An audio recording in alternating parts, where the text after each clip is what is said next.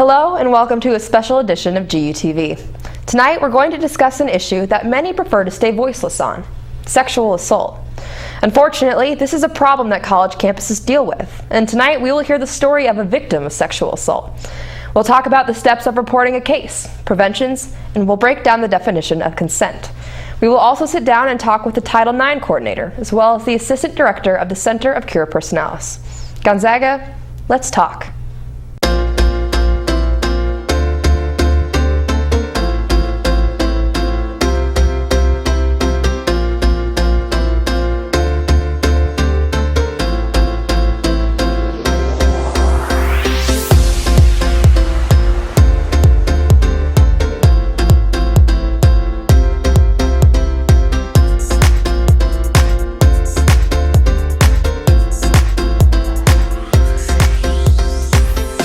Welcome to GUTV. I'm Erin Robinson. Sexual assault is a prominent issue on college campuses. Though it is scary, it's a serious issue that we here at GUTV think should be discussed. 1 in 5 students experience sexual assault during their time in college. On top of that, 95% of U.S. campus rapes go unreported. This could be due to a lack of preventative measures, support systems, or even not knowing how to report an incident. Among women, 9 out of 10 victims of rape and sexual assault knew their offender before the assault even took place. Frankly, these facts are frightening, alarming, and unacceptable. But sexual assault cases aren't just facts and numbers, they're actual people. Earlier this week, we heard from a young woman who was sexually assaulted. This young woman gave us permission to tell her story, but in light of privacy, we had a third party retell her experience. Not only is she courageous for speaking out about her assault, she expressed her intent to make a difference by making these issues known, but also by taking care of those around her who might fall into a dangerous situation. My first time, I was far from the perfect rape victim. I was at a dance club, dressed revealingly, dancing sexually, drinking way too much, and I agreed to go home with him. But once we started hooking up, things went way farther than I wanted them to. I tried to stop him, but my restraining only made it worse. I walked home cringing with every step and then crawled into the bathtub until my skin was shriveled. The second time, I knew the guy. In fact, we used to date, but I called it off. We decided to hang out just as friends, and we went to a small concert downtown. The next day, I went to the doctor, and he told me I was drugged. It's funny, but the thing I was most disturbed by in the following weeks was the fact that I was really just apathetic to the entire situation. I found myself rationalizing it. Well, it wasn't as bad as the first time, I would say to myself. I told myself I was fine. But I wasn't. In fact, I felt like it ruined me. The assaults and my methods for coping were bringing me down a dark path. However, this past summer, I got help. I sought advice from a counselor who forced me to verbalize my experiences and to see them for more than just a few bad nights. While I still have flashbacks weekly, if not daily, they're decreasing. While I know all my future relationships will be affected by my experience, I'm learning how to articulate my feelings. While I know that every time I have sex, I will think about it, I'm learning what I can do to avoid and decrease the emotional associations. I know the process is long, but I also know that I'm going to be okay. I get chills listening to that. What a powerful story and message. We want to express our deepest gratitude to this young woman for not only sharing her story, but for being an advocate for other victims of sexual assault. We hope this is an eye-opening story that will create awareness about the severity of incidents similar to this one. Our social media correspondent, Caroline Rourke, has reached out to viewers to get their input on a topic that is a large factor in incidents of sexual assault. Caroline? Thanks, Erin. That's absolutely right. One of the most challenging things about addressing sexual assault is that it's an issue that's comprised of several different conversation topics, all of which merit serious discussion. Potentially one of the biggest ones is consent. What constitutes consent? Who is able to give it? So no means no, but are there times when yes might not be as absolute? Earlier this week, I asked the Gonzaga community to send us their responses to the hashtag #WhatIsConsent. And members of the GU Law School community came back with an overwhelming response and some really solid definitions. So let's check some of those out. Our first comes from student Philip Avono, who says that consent is a free and clear manifestation of the will. It is what it is. It is not what it could have been. That's great, Philip. Our next comes from student Corinna Palat, who says yes means yes. Now this means a non-coercive, verbally expressed yes that is given by a free-willed person. Absolutely. Absolutely. Our next definition comes from Vanessa Matheson Nelson, who actually gives us a little bit of legal background. She says that Black's Law Dictionary defines consent as a concurrence of wills. Vanessa herself thinks that consent means that there is no ambiguity of intent for either party. If you don't know, ask. If the answer is no, stop. In the case that it's unclear, no is never a thinly veiled yes. She also points out that in Washington state, the burden of proof is no longer on the victim of a sexual assault to prove that he or she did not consent. Our final tweet comes from student Sarah Henschke, who says that consent means you heard me say yes, not that you didn't hear me say no. Yes, Sarah, yes, absolutely. A huge, huge, huge thank you on behalf of GUTV to our friends at the law school for contributing today. Your answers were informative and they're of incredible value to the discussion that we'll have on our show today.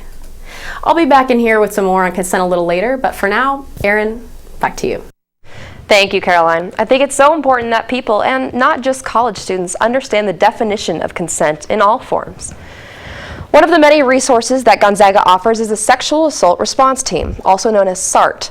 This team of volunteers are committed to providing immediate help to anyone who has experienced or witnessed a sexual assault. GUTV's Doug Taylor met with members of SART to learn more about what exactly they do. We have our dispatch side over here. This is the Communications Center for Campus Security. Some students may not know they have a specialized way of handling sexual assault reports. They transfer the call directly to the SART representative. We don't ask for names, we don't ask for any details. Gonzaga faculty, like Professor Katie Roden, volunteer their time with SART. It is a hotline and outreach available 365 days a year, 24 hours a day, so that anyone at any point, if they've ever suffered any sort of sexual misconduct, male or female, has somebody to talk to, has somebody who can support them in those moments. I'm in front of the new student counseling building at 7:04 sharp. While it is sometimes hard for students to get an appointment, SART can fast-track the process to give students the help they need as quickly as possible, and that is very important. And the primary focus of the SART members is to capture the student's story, ensure that it's reported through the Title IX process, but more importantly to ensure that the students are given access to resources, whether it's on campus or off campus. So SART's really there to ensure that our students know whether they're interested in having a face-to-face, whether they're interested in making a report, that somebody is there and somebody cares about their experience. Doug Taylor, GUTV. If you want to report a sexual assault or related incident, call Campus Security at 509-313-2222 and request SART. Reporters can give as much or as little information as they wish. When we come back, we will tell you about the steps of reporting a case of sexual assault, and I will be sitting down with Title IX coordinator Stephanie Whaley to ask her, does sexual assault occur on our campus? You're watching Let's Talk on GUTV. Another time, another town, another everything, but it's always back to you.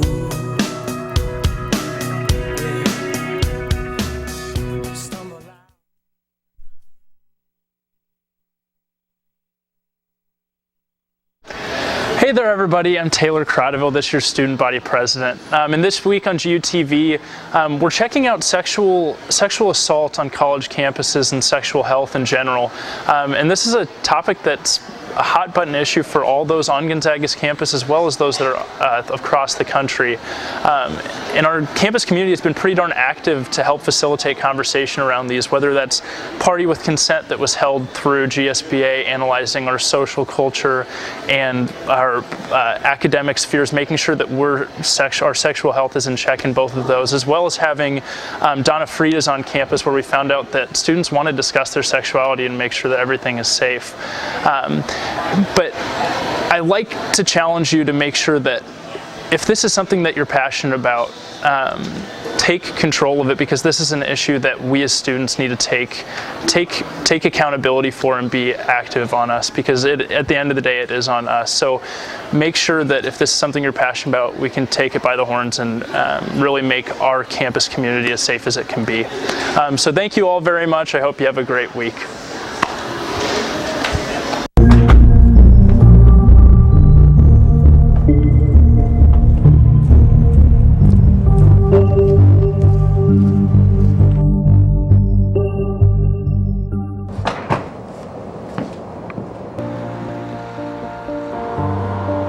Safe walking home. Can I have a ride?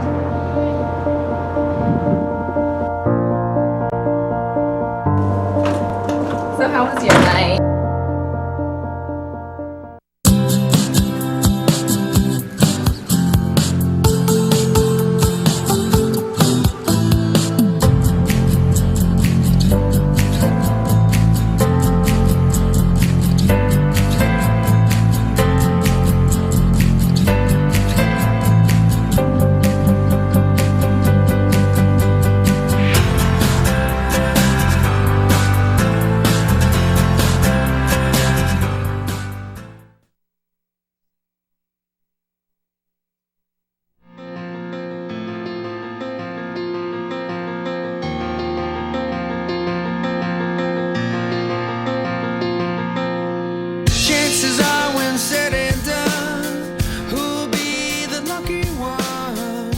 Welcome back to Let's Talk. Students at Gonzaga are fortunate to have several resources on campus should they be in a situation where they need help and are seeking guidance. These resources are provided to address the topic of sexual assault here on campus and to provide victims with a way to receive assistance following an incident. One of those resources is Title IX. According to the U.S. Department of Justice, Title IX is a comprehensive federal law that prohibits discrimination on the basis of sex in any federally funded education program or activity. Title IX protects students, faculty, and staff from any sex-based discrimination, harassment, or violence, such as sexual assault. Here on Gonzaga's campus, as well as other universities around the country, there's a Title IX department where students can report incidents. GUTV's Lauren Banis learned more and outlines how students, as well as faculty and staff members, can report cases. When it comes to reporting sexual assault, there's a lot of confusion. People fear being judged for what happened to them. They fear getting in trouble if there were drugs or alcohol involved at the time of the incident. And most of all, they fear the difficulty of having to describe a traumatic and painful experience. Gonzaga's sexual assault reporting process aims at supporting people in their times of need and getting them the help that they deserve. There's a variety of different ways to reporting, and I think some people might not know what they're ready for or what they're wanting out of a situation, and maybe giving the opportunity to talk it through with someone provides them a little more comfort and kind of unveiling what that process would look like. So there are anonymous options for reporting. One can go online to our website. They go into student development and click in sexual assault reporting. It'll take them to a form that they would fill out, and they would list whatever information they felt comfortable with, and once they click send, it goes to one of us. We're always concerned about the whole person, and so whenever someone is engaging in drugs and alcohol, and it may be a factor in some sort of sexual misconduct or sexual harassment case, we want them to know that we're not going to be focused on the conduct aspect of that. That's not our concern. We'll probably want to talk to them about how we can help if it is a problem or if it's becoming a problem, how to get linked up to that, how to make safe and healthy choices, how to help their friends make safe and healthy choices. But if it were come down to it and someone was saying that they didn't want to come forward and report because they were worried about getting in trouble with drugs or alcohol, we want them to know that that's not going to happen. But I think reporting provides us an opportunity to really make steps towards stopping that behavior and setting a tone to the entire university and our community that we don't tolerate that. If you or someone you know has been sexually assaulted, Gonzaga has people and procedures in place to help you recover. The recovery process is about helping you regain a sense of security and safety on your campus. Lauren Banis, GUTV. We are joined now by Stephanie Whaley herself. Stephanie, thank you so much for coming in today. Thank you for having me. All right, so my first question is, could you explain what exactly Title IX is? Yeah, it's part of the educational amendments to the 1964 Civil Rights Act. So in 1972, Title IX was approved, and basically says that schools and universities or any educational program receiving any sort of financial aid or federal funding in any way, shape, or form cannot discriminate on the basis of sex. And that has now grown to encompass sexual harassment, because if someone is experiencing sexual harassment, and that's kind of the umbrella term for anything from maybe a catcalling all the way to a serious sexual assault, that's the umbrella term for it. It now encompasses that, because if someone is experiencing that kind of behavior and they're going to school, that can really impact their ability to want to stay here, to even want to go to classes. If it has risen to the level where they are unable to go to school, unable to attend the events and programs that they want to be going to, then they kind of fall under that realm of being discriminated against. Absolutely. So what do you do as a Title IX coordinator? What is your job position? What is? So my job is basically to coordinate the university's response to sexual assault and sexual misconduct, as well as sexual harassment. And so it can come in a variety of different forms. The majority of the cases that get reported to us are not what I would deem sexual assault. They are the lower level behaviors where someone has, maybe an admirer that won't leave them alone, or someone has yelled something to the rooftops and it really offended a bunch of people. Those are the majority of the types of cases that we get. When there is a sexual assault, my job is to determine how we can best support the individual who's coming forward to us. And so that could mean getting them connected to resources. It could mean helping assist them in understanding whether or not they want to report a sexual assault or a sexual harassment type of case. And it's also to help coordinate the university's prevention and education efforts. And so to identify where we need more education, identify where we need more prevention, more training, and to engage in those and get the university surrounded around that effort. Great. Yeah. So the big question, does sexual assault happen on our campus? It happens on every campus. So the answer is yes. I can't speak to any specific cases, obviously. However, it is something that I think the way that Title IX is seen now came out of a need. I think that people have started to find a voice and started to find courage and bravery to recognize that this is an issue, recognize that this is a problem everywhere, and that we are in the unique opportunity of an educational institution, not just here but everywhere, to really do something about it. When you were reading the statistics a little bit earlier, one thing I wanted to point out too is that this is one of the prime times for females. If they're ever going to be experiencing sexual assault, it's probably going to be between the ages of 18 and 24, which is the prime age range for people to experience, or prime age range for people here on campus. And so the more that we can prevent those types of events from happening, the more that we can educate and empower leaders who are going to be going into positions that can help influence legislature and law, the better we're going to be making a difference. So great. Yeah. Well, thank you so much. Absolutely. We're not quite done with you yet. We're going to have you come back in the next block. But when we come back, we will be joined also by the Assistant Director of Case Management, Nicola Miller. And we will be continuing our discussion. We will also check back in with our social media correspondent, Caroline Rourke. You're watching Let's Talk on GUTV. Well, love was kind for a time, and now just stays and it makes me blind.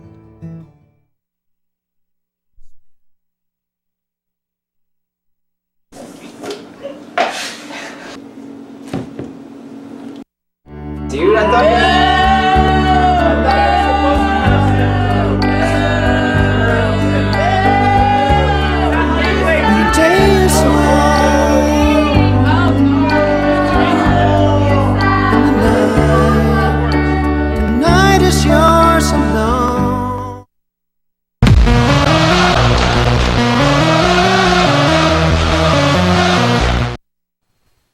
Okay, class, you have 60 minutes and it's 240 points.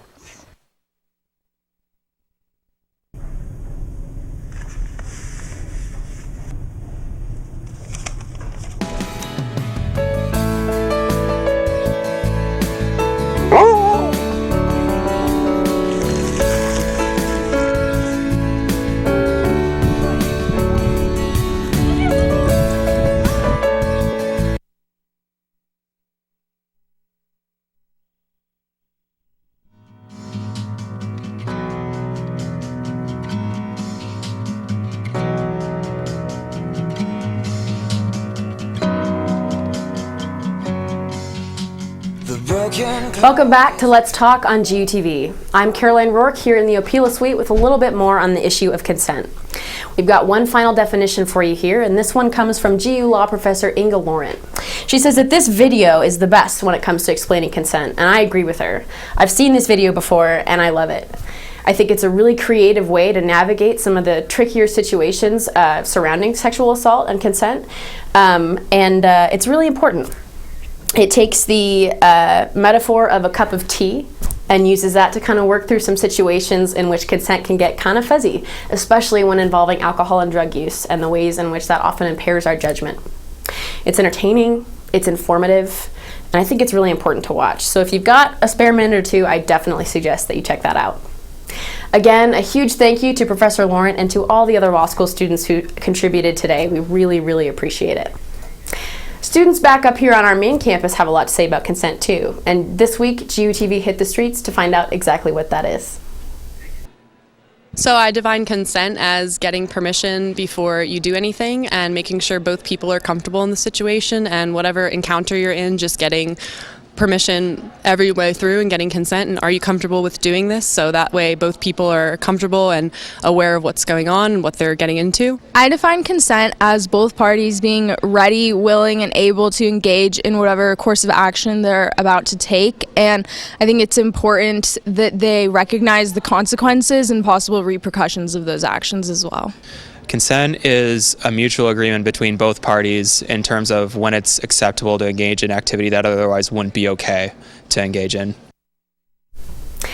What bugs me about the issue of consent is that it's one question that everybody seems to have an answer or a definition for. And while I'm relieved to see that GU students seem to get the gist, it's also kind of concerning, and I understand why it gets so complicated sometimes and why it is so crucial to have these conversations. And who better to have them with than the people at GU whose job it is to address these issues. So let's head on back to the studio. Erin, let's talk. Thank you, Caroline. So today we again are joined with Stephanie Whaley, but we also have another guest. This is Nicola Miller, and you are the Assistant Director for Case Management. So could you explain your position a little bit more? Yes, definitely. Thank you for having me. So in the Center for Cure Personalis, our motto is empowering students to be their best selves. And part of that is our case management area, where we meet with students one-on-one to provide them extra support, resources, help them through difficult situations, and really just be an extra person to be there through difficult times, whether that's a crisis or just a difficult friendship situation. Mm-hmm. So one of our big questions is, what is consent? Could you kind of talk about that a little bit more? I'll take that one. I think, first of all, I want to go back to what she was saying a little bit earlier about consent. It is difficult because I think so many people define it differently. GU actually has our own definition of consent, and so if people are interested in what the actual definition is, they can go on to our sexual harassment and discrimination policy. It'll be listed there. But essentially, consent is a voluntary, sober, imaginative, enthusiastic, creative, wanted, informed, mutual, honest, and verbal agreement between two people. It's an active agreement. It cannot be coerced to engage in some form of sexual activity. And so it's pretty clear when you think about it. I think whenever you're questioning whether or not you have consent, you probably don't. And so that would be an opportunity for you to take a step back, check in with that person who you are wanting to engage in that sexual activity with, and just see if they're okay. Sometimes they might not be able to verbalize what they're feeling about it. Maybe they don't think that they have the opportunity, or it's not welcome to say how they're feeling. But it really is on the responsibility, on the person person who's wanting to engage in that activity to be responsible with that choice, and to make sure that the person that they're wanting to engage in that with is okay with it too. And if they're not, they need to stop. And it's not an opportunity to continue making out and then try again later. It needs to stop right there. If you're convincing someone, or you're trying to convince someone to engage in activity, you're doing it wrong. It should be something that people automatically are instantly willing to do with you, and so that should be a good gauge. If you're feeling like, I'm not sure if I have consent, you probably don't. So check in with them. Great. So I'm going to ask this question kind of to you. I know that a lot of people feel pressure in situations of sexual intimacy and things like that. So how would you recommend that somebody bring the topic of consent up? How should they kind of approach that dialogue with another person? Yeah, I think that's a great question. I love that how one of the students said consent should be yes means yes, not no means no. We want to be focused on doing what's pleasurable and what our partner's enjoying. So having that conversation ahead of time of, this is what I like, this is what I want, this is how far I want to go. Don't wait until you've had a few drinks. Don't wait until things are questionable. Don't wait till you hear that no. Talk ahead of time, be proactive, and look for those yes, and yes, I'm enjoying this, and yes, this is what I want to do. Focusing on that affirmative and creative and enthusiastic side rather than the negative. And why aren't we focusing more on pleasing our partner instead of trying to avoid what they don't want? Right, absolutely. So one thing that I've always kind of thought about is, how can we be bystanders? How can we be people that can help others if a situation like this arises?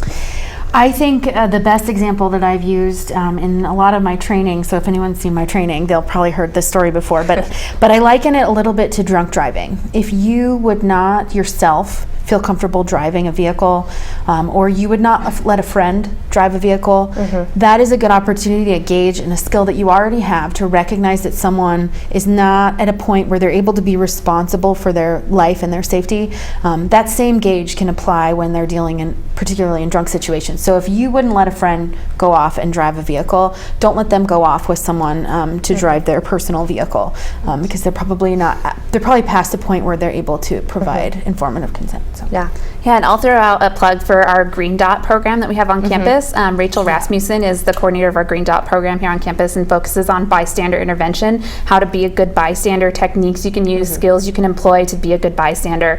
She does both 4-hour long bystander trainings and 1-hour kind of overview speeches that are open to anyone who's interested. She does a lot of them with student groups and residence hall groups. So come see us in the Center for Cure Personalis and sign up for a Green Dot training.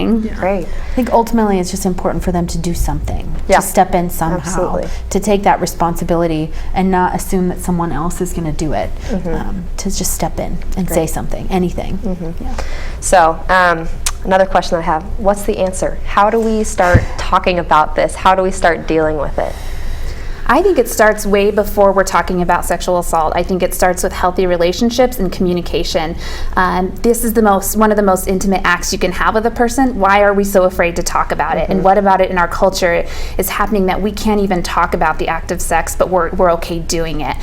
So I think we need to work a lot more on communication with each other, and me included. I'm sure I would throw Stephanie in with me. That in our relationships we need to be a lot more focused on that proactive relationship building and communication. Absolutely. And I think there's more than one answer. I think there is no silver bullet that's going to fix this issue. I think it has to be attacked from a variety of different angles. I think that education is one of the ways that you can prevent this. I think bystander education is one way that you can prevent this. Consent education is a way you can prevent this.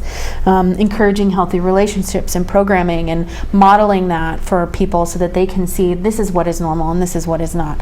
I think reporting is also a way that we can help prevent these types of issues from continuing to happen. If we're able to hold someone accountable, or if we're able to address issues early enough, we might be preventing it from happening to more people. Great.